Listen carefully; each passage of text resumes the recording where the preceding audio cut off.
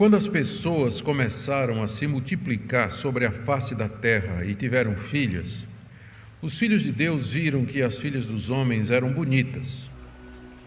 Eles tomaram mulheres para si, as que melhor lhes pareceram, as que mais lhes agradaram. Então disse o Senhor: não contenderá o meu espírito para sempre com o homem, porque ele também é carne, porém os seus dias serão 120 anos. Naquele tempo, havia gigantes na terra, e também depois, quando os filhos de Deus possuíram as filhas dos homens, as quais lhes deram filhos. Estes eram os valentes que houve na antiguidade, os homens de fama. O Senhor viu que a maldade das pessoas havia se multiplicado na terra e que todo o desígnio do coração delas era continuamente mau. Então o Senhor ficou triste por haver feito o ser humano na terra, e isso lhe pesou no coração. Olá pessoal, eu sou Damião Alcântara e no vídeo de hoje vamos falar de um texto muito polêmico nas Escrituras. Vou trazer aqui 3 posições que são bastante debatidas mesmo no meio cristão. Hoje a gente vai falar de Gênesis 6. Esse é um texto de difícil interpretação e há basicamente 3 interpretações para os filhos de Deus citados no texto. Interpretação número 1. Que os filhos de Deus são anjos caídos. Interpretação 2. Que estes filhos de Deus são filhos de Sete, a linhagem santa, da qual viria o Cristo. Interpretação número 3. Que eles são homens poderosos. Estas 3 interpretações ou posicionamentos para explicar Gênesis 6 do 1 ao 4 podem ser designados da seguinte forma. Primeiro, a visão das raças mistas cosmologicamente, a mistura de anjos e humanos. Segundo, a visão das raças mistas religiosamente, os piedosos setitas e os mundanos cainitas. E 3, a visão das raças mistas sociologicamente, os aristocratas despóticos e formosas plebeias.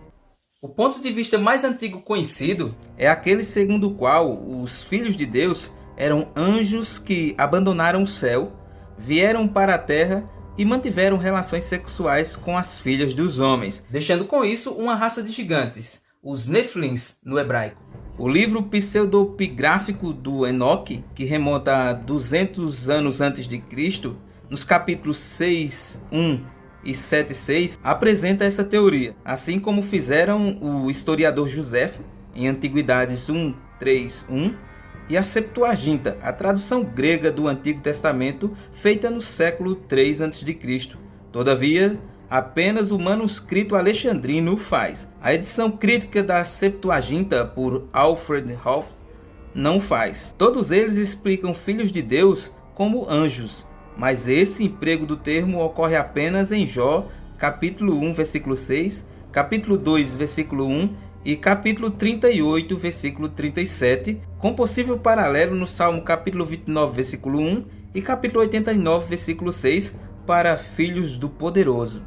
Segundo estudiosos, o contexto dessa passagem fala do desenvolvimento das 2 linhagens, a cainita e a setita, e não de anjos coabitando com humanos, e que isso pode ser notado desde Gênesis 1, e devido a isso, o reformador Calvino chama a visão das raças mistas cosmologicamente de grotesca. Outro texto diz que seremos semelhantes aos anjos que não se casam e não se dão em casamento, sendo estes, os anjos, seres assexuados, o que torna essa interpretação sem sentido. Também, em lugar algum das Escrituras, nem mesmo em Gênesis 6, é dito que anjos casaram-se com humanas. Na realidade, Marcos 12:25 declara que anjos não se casam. Em princípio, já vamos dizer o seguinte, que num livro pseudoepígrafo, o livro pseudoepigráfico, é aquele livro, como dizem em inglês, ghostwrite, que o escritor ele é fantasma, ou seja, alguém escreveu esse livro de Enoque e atribui ao Enoque da Bíblia o 7º depois de Adão. Aquele Enoque que foi trasladado, foi arrebatado aos céus para não ver a morte.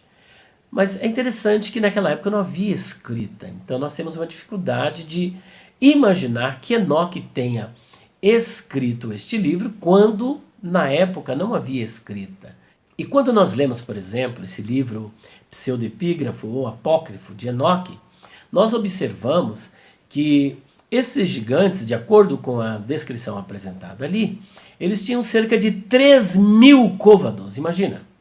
3.000 côvados, nós estamos falando aí de no mínimo 1.350 metros. Agora, será que dá para nós imaginarmos um gigante com 1.350 metros de altura, tendo relações com uma mulher de no máximo aí 2 metros de altura? É um tanto incongruente, é desproporcional. Pensamos assim que é uma exageração, um exagero muito grande, mas é isso.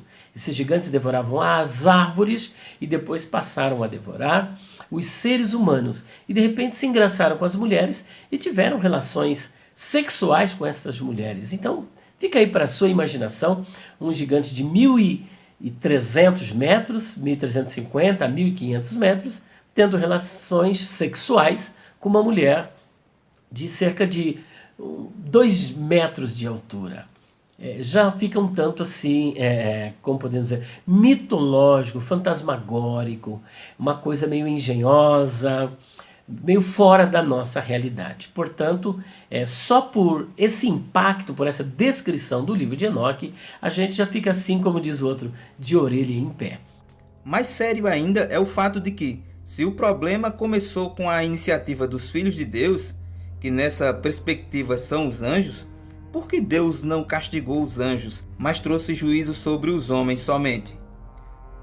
Como fundamentação adicional para a teoria de anjos, alguns recorrem também a 1 Pedro capítulo 3, versículos 18 ao 20, e 2 Pedro capítulo 2, versículo 4, e também Judas 6, 7. Essas passagens, no entanto, não mencionam casamentos angelicais. Homens como, por exemplo, Caio Fábio, Mário Persona, entre muitos outros, defendem com unhas e dentes esta interpretação. Veja o que diz Caio Fábio em um dos seus artigos, A Era dos Casamentos Alienígenas. Diz o seguinte: os Benai Elohim, no Velho Testamento, são designados como anjos, como no livro de Jó, ou seres inteligentes e elevados, de natureza energética diferenciada da nossa, mas que misteriosamente conseguiram gerar filhos híbridos com os humanos, ao ponto de que se diz que tal coisa corrompera todo o caminho humano na Terra, bem como gerou uma raça de dominadores, de gigantes, de seres poderosos e superiores, os quais dominaram a antiguidade e cujos ecos se pode ouvir na mitologia de todos os povos. Naquele tempo havia gigantes na terra e também depois que os Benai Elohim possuíram as filhas dos homens, depois apareceu um outro tipo de anomalia, que passaram a ser chamados de Nefilim, que são aqueles que são os donos da antiguidade, os varões de renome na antiguidade. Antiguidade egípcia, primeira, segunda, terceira dinastia, antiguidade grega, que é toda feita de deuses e semideuses e de gigantes filhos dos deuses, antiguidades asteca, maia, inca, pré-inca, de Nazca, por exemplo, todas lidam com histórias semelhantes de que seres de outra dimensão possuíram seres da nossa dimensão e produziram híbridos, por cujos híbridos e por cujo acontecimento a Terra se tornou desumanizadamente crescente, até que veio o dilúvio. Não existe qualquer afirmação na Bíblia de que os anjos sejam assexuados. Os anjos, às vezes, apareceram na Terra na forma humana, possuindo membros e apetites humanos, como nós encontramos em Gênesis 18, de 2 a 22, 19, versículo 1 e versículos 3 a 5. A Bíblia não diz que os anjos não se casam, mas apenas que no céu eles não se casam e nem se dão em casamento. Já no segundo ponto de interpretação desse texto, os filhos de Deus, na verdade, são a linhagem setita. A linhagem apóstata de Sete cometeu o pecado de colocar-se em julgo desigual com as descrentes, filhas dos homens, isto é, mulheres da linhagem de Caim. De acordo com esta interpretação, os setitas eram marcados pelo culto a Deus, pela guarda do sábado, pelos sacrifícios a Deus, por pregadores como Enos, Enoque e Noé, pelo casamento monogâmico e pela santidade de vida. Ao contrário disso, os cainitas eram marcados pela poligamia, pela violência, crueldade, rejeição a Deus e provavelmente a idolatria. Devido à multiplicação do gênero humano e à proximidade entre essas civilizações, o relacionamento entre elas ocorreu no comércio, nos tratados de paz, troca de conhecimento, tecnologias, limitações de território, etc. Mas não havia relações entre os limites religiosos, éticos e morais. Eles eram preservados por serem claros e distintos. Os setitas eram a linhagem da descendência da mulher, na qual estava a promessa daquele que esmagaria a cabeça da serpente, o Cristo. Essa separação entre as duas civilizações acabou, nesse sentido, com a mistura entre as raças ocorridas em Gênesis 6, vindo assim a corrupção do conhecimento de Deus. Então os filhos de Deus, os setitas, que foram chamados assim por serem adotados por Deus, eram a linhagem da esperança, como relata Lucas ao narrar a genealogia de Jesus, chamando essa linhagem de linhagem dos filhos de Deus. Lucas 3, 36 a 38. Noé era filho de Lameque, que era filho de Metusalém, de Enoque, de Jarede, de Maalalel, filho de Cainã, filho de Enos, filho de Sete, filho de Adão e filho de Deus. Então ele estabelece uma linhagem direta entre os filhos de Sete e o próprio Deus, por isso que aqui eles são chamados de filhos de Deus. Que faz o contraste com a linhagem de Caim, a linhagem da serpente, que tinha seu foco na exaltação do homem. O homem era o centro das coisas, e é nessa linhagem que se nota a imagem da corrupção humana. Então os setitas, movidos pela aparência, pelos desejos, pela luxúria, e não pelo que havia aprendido, que a mulher era uma adjuntora idônea, tomaram para si as que escolheram e quiseram das idólatras cainitas, movidos pela paixão, não atentando para as mulheres que devessem cumprir esse papel. É por isso que muitos estudiosos concordam que o contexto desse texto está, na verdade, tratando do desenvolvimento de duas civilizações, a cainita e a setita, podendo ser facilmente notado desde Gênesis. Há, de acordo com alguns críticos, alguns pontos fracos nesta visão, e um deles é empregar o termo homens no versículo 1 de maneira distinta daquela do versículo 2. No versículo 1 significa humanidade de maneira geral. Veja, como se foram multiplicados os homens na terra e lhes nasceram filhas. E no versículo 2, significando a linhagem de Caim especificamente. Vendo os filhos de Deus que as filhas dos homens eram formosas, tomaram para si mulheres, as que entre todas mais lhes agradaram. Outra implicação que gera muitos questionamentos é o porquê que uma raça mista religiosamente teria resultados físicos tão dramáticos como a concepção de gigantes, conforme se interpreta a expressão hebraica Nefilim Geburim. E realmente, até onde se sabe, a religião não afeta o DNA desse modo. Mas há uma explicação para isso, e os adeptos desta visão não ficam sem argumentos quanto a este questionamento. Pois, como veremos adiante, no terceiro ponto, o termo Nefilim Geburim nem sempre significa gigante fisicamente falando. Já a terceira e última interpretação vê o termo filhos de Deus não como a linhagem setita e também não como anjos caídos. De acordo com essa visão, os títulos de filhos de Deus era há muito atribuído a reis, nobres e aristocratas no Antigo Oriente Próximo. Esses déspotas sedentos pelo poder chegavam a ser homens de renome, como visto em Gênesis 6:4. Em sua busca por poder, eles usurpavam controle despoticamente. Pervertiam o conceito de governo entregue por Deus, fazendo o que bem entendessem. Não se preocupavam com a atribuição primária de Deus ao estabelecer os governos, que é trazer alívio por meio de melhorias e correções das injustiças e iniquidades terrenas. Além disso, eram polígamos. As evidências a favor dessa visão são as seguintes.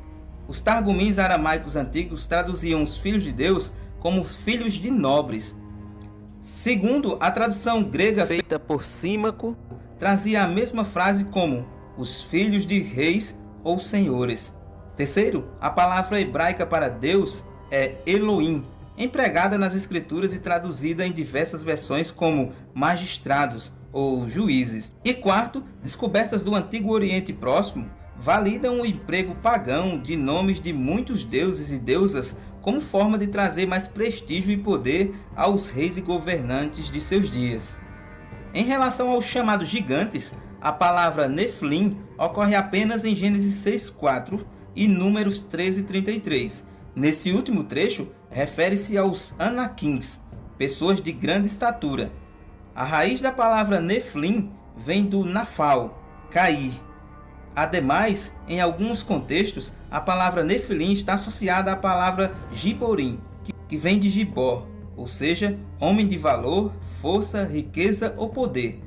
Por exemplo, Nimrod, em Gênesis 10:8, era um Gibor.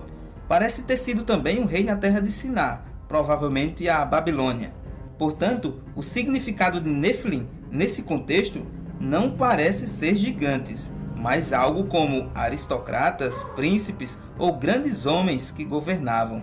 De acordo com essa interpretação, Gênesis 6, do 1 ao 4, é melhor compreendido como um retrato de governantes ambiciosos, despóticos e autocráticos que se agarravam ao poder e a mulheres como lhes aprovesse. Faziam isso na tentativa de construir sua própria notoriedade e reputação. Não é nada surpreendente que esse mesmo espírito fosse transmitido à prole deles. Como resultado, toda a inclinação dos corações de homens e mulheres, de governantes ao populacho, ficava cada vez mais perverso. Foi por isso que adveio o dilúvio. A humanidade tinha de ser julgada por sua perversão daquilo que é certo e justo, enquanto também se lançava julgamento sobre a instituição do Estado e do governo que provocavam a Deus até o limite.